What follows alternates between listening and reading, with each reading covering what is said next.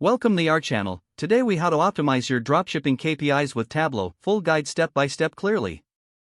To optimize your dropshipping KPIs using Tableau, start by gathering your data sources.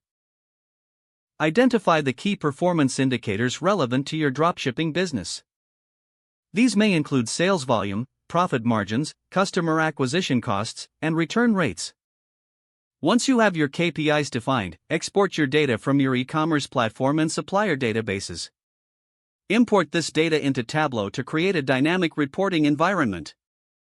Explore the Data Connections feature in Tableau to combine multiple data sources if necessary.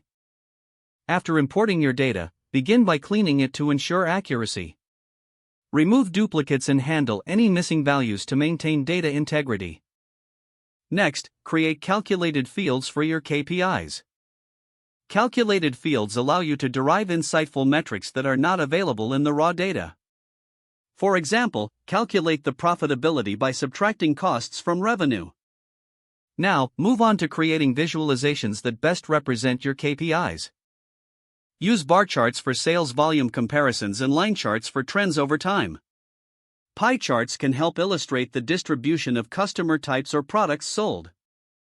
Make use of filters to enable interactive dashboards that allow you to drill down into specific data segments. This will help you identify areas needing improvement or adjustment in your strategy. Once the dashboards are set up, configure your parameters for dynamic data exploration. Parameters allow users to customize certain aspects of the data displayed, enhancing user experience. Next, add labels and tooltips to your visualizations.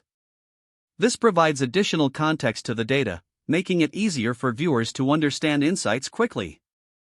Use consistent color schemes and fonts to ensure that your dashboards are professional and easy to read.